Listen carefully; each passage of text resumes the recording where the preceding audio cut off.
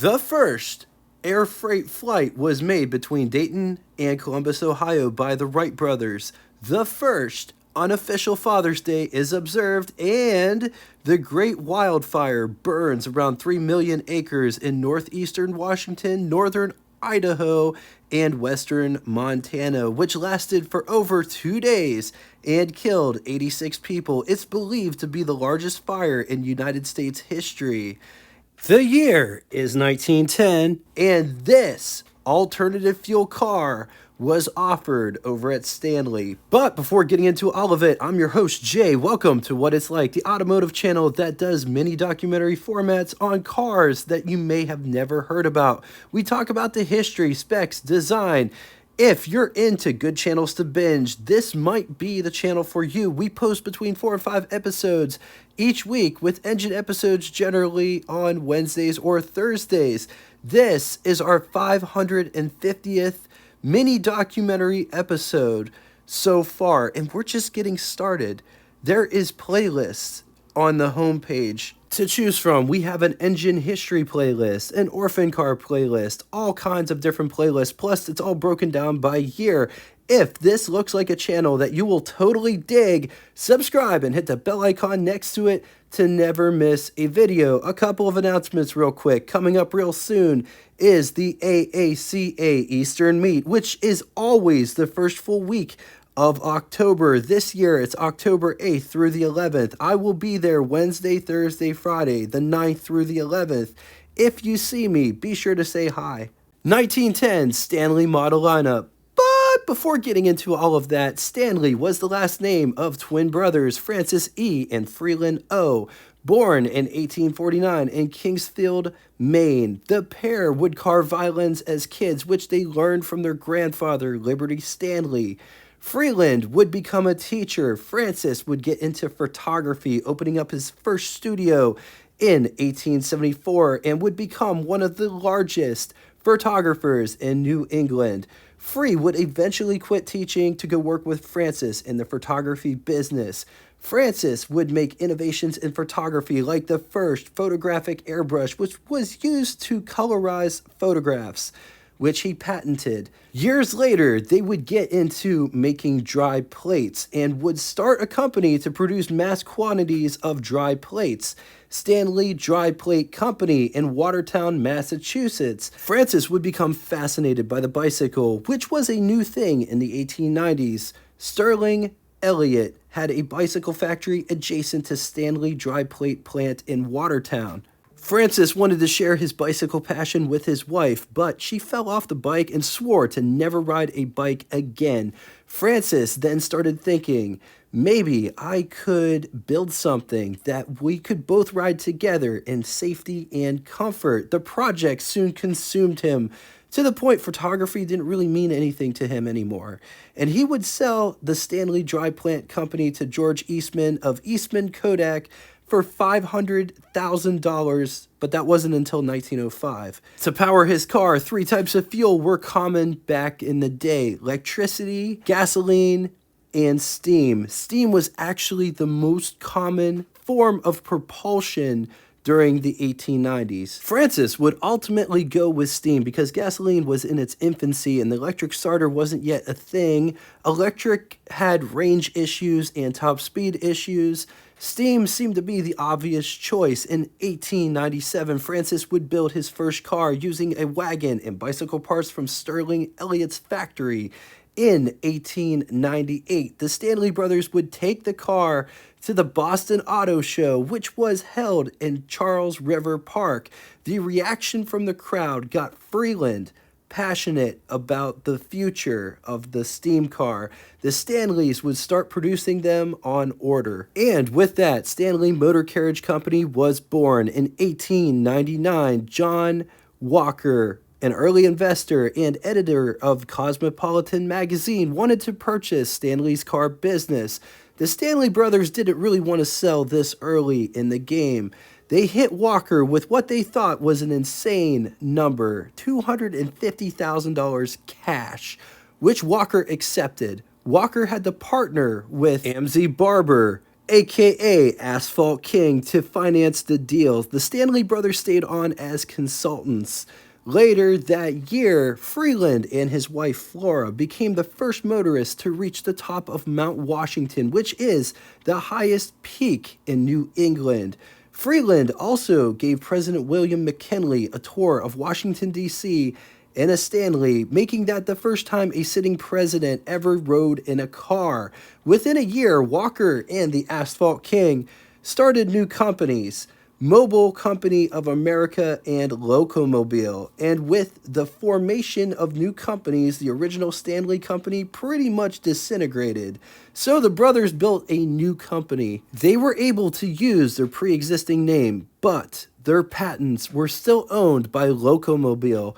The brothers would improve their designs to get around the patents and began building new cars in 1901. George Eastman from Kodak would buy one, saying if the electric car is a peach, then a Stanley is the peacheria.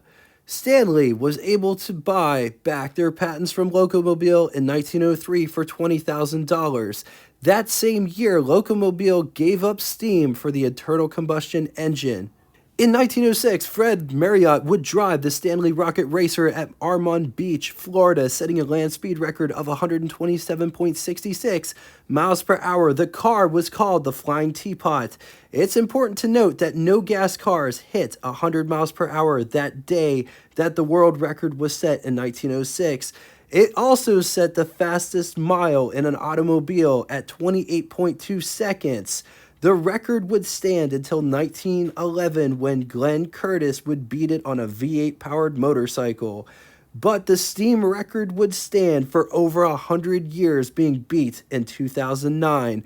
A year later, they would go back to try to beat their record. The rocket would crash. Marriott lived, but the brothers decided to put an end to their record-setting attempts. They were going to compete in the Vanderbilt Cup, but they were disqualified because of strict racing rules. Early Stanley bodies were made of light wood. Steam was generated in a vertical fire tube boiler mounted just beneath the seat. The boiler was moved to the front of the car in mid-1905. The boiler is considered safe. Still to this day, not a single Stanley has blown up because the boiler was fitted with relief valves, and even if they failed because of dangerous pressure, would rupture joints before the boiler shell itself would go critical. Stanley would build cars from 1902, well, technically 1897 to 1924. Steam was looked upon as a viable source, but it did have its drawbacks. Starting procedure was about 20 plus minutes, give or take, but once you were up and running, you were good. But there was also a shutdown procedure as well. But you didn't have to worry about hand cranking internal combustion engine. You didn't have to worry about kickbacks, and it was more practical than the EV. In 1911, Charles Kettering, along with Henry Leland of Dayton Engineering Laboratories Company, aka Delco, would invent the electric starter for the American cars. The advent of the electric starter would change everything, and soon more and more people would flock to buy the internal combustion engine powered cars. Stanley would run advertisements about how unsafe the internal combustion engines were, calling them internal explosion engines to try to recover customers. It didn't work. Stanley would change their design to look more like an internal combustion engine powered car.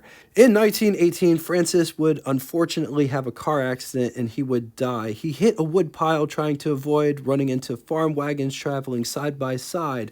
Freeland would sell his interest to Prescott Warren. While Warren was at the helm at Stanley, steam would stagnate, lack of innovation, but the biggest reason why the steam car couldn't survive was the price point. In 1924, they had a price point of $3,950 versus the Model T, which was $500. 1924 was the last year for Stanley Steamer. 1910, Stanley model lineup, and information is all over the place on this, but I got most of this information from the Stanley registry, which I will totally link in the description below.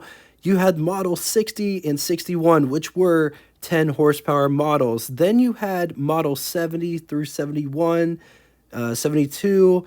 They were 20 horsepower models. The Model U is somewhere in there as well on the 20 horsepower models. Then you had the Model 80, 81, 82, 85, which were the 30 horsepower models. Let's talk specs. It rides a wheelbase of 115 inches. It weighs 2,200 pounds. Price, $1,400, which would be equivalent to you spending $46,353.26 in the year 2024. Total 1910 Stanley production was 670 units.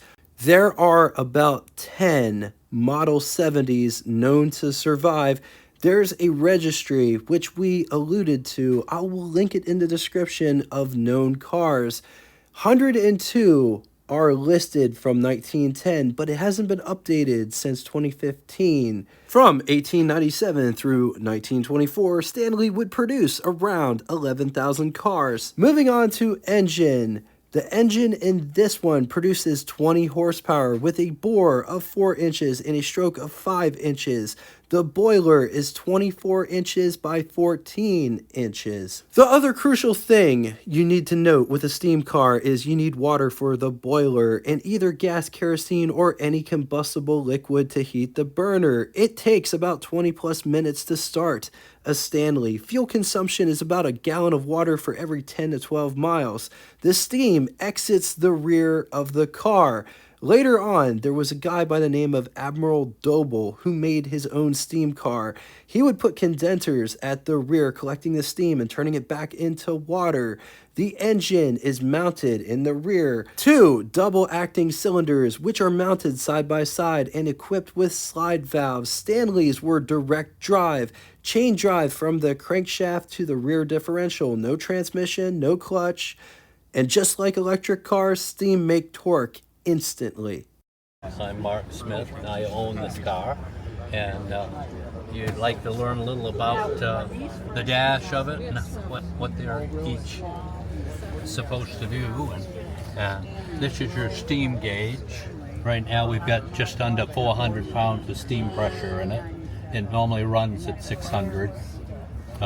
This is what's called a 3-tube indicator, and you can see that it's right there right now. And what that's doing, it's an indirect reading. So as this tube fills up, your boiler is getting lower and lower in water.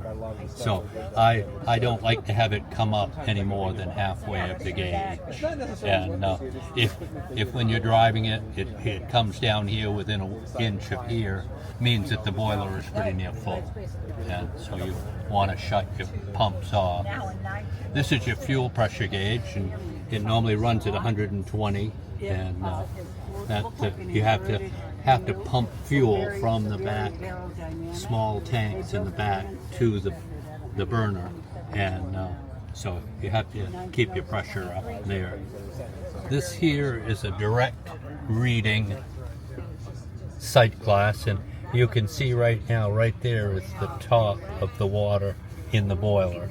The top of the boiler is right here, so we've got 4.5 inches or so of space in the top of that boiler for steam, because you have to have room for the steam. You don't want any wet steam getting back to the engine.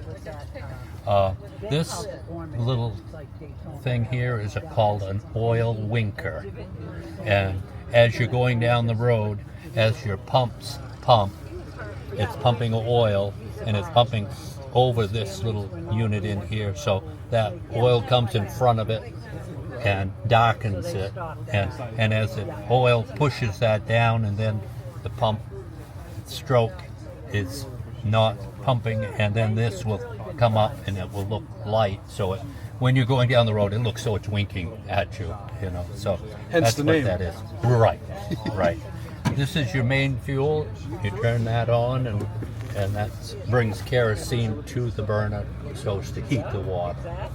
And speedometer, and then this is the pilot. You have a little pilot that's set up just like a gas stove, and your pilot has to be on for the burner to come on by itself.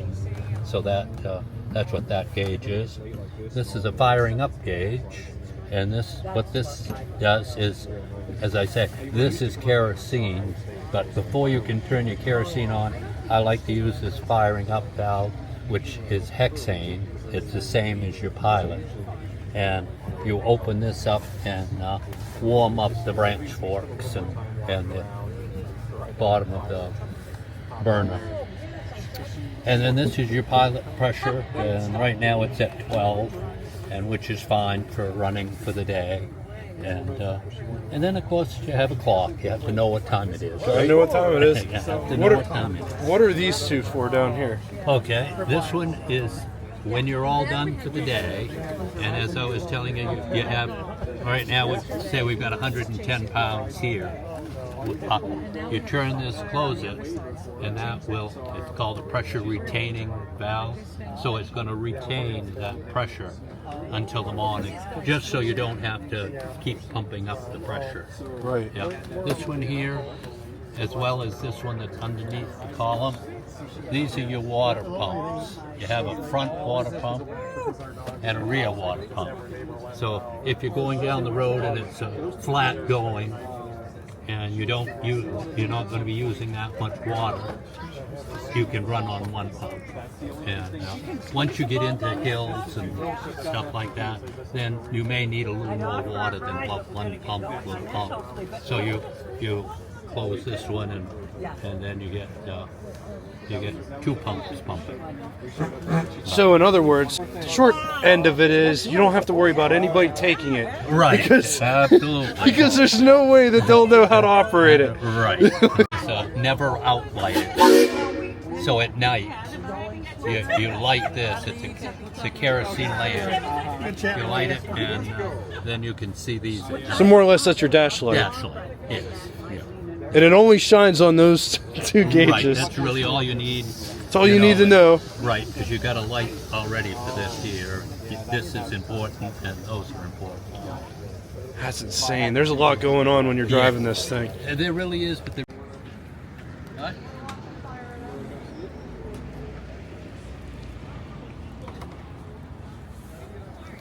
Are you sure this thing is safe? It's not going to blow up in your face like it did Leno, right? Hopefully Hopefully not.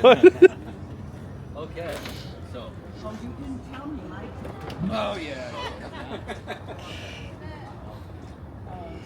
See if we can give it a little feel.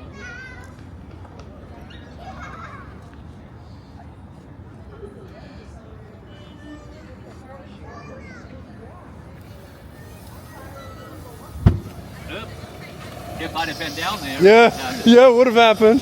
It was great foresight, I suppose. You want to keep that mustache, right? Right.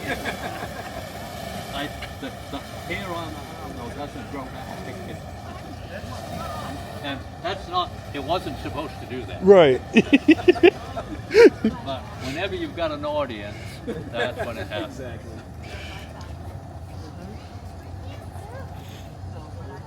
I wondered about that.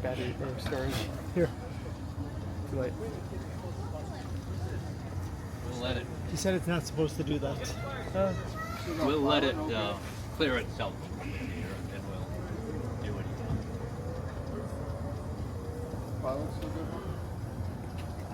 What kind of engine is this? What kind of engine is this? Two-cylinder steam engine, Cylinder steam. What kind of fuel does it run on? kerosene. Kerosene?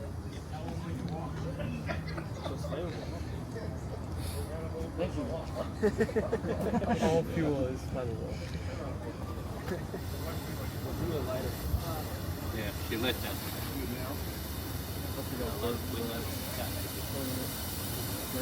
Yeah.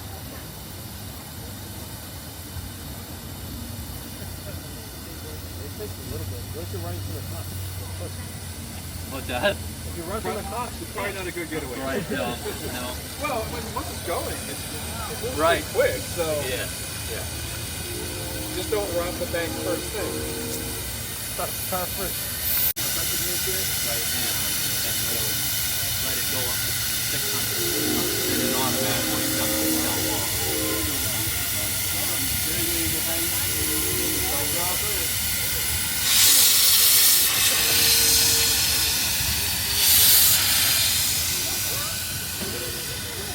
How Okay. Thank you again. Thank you so much.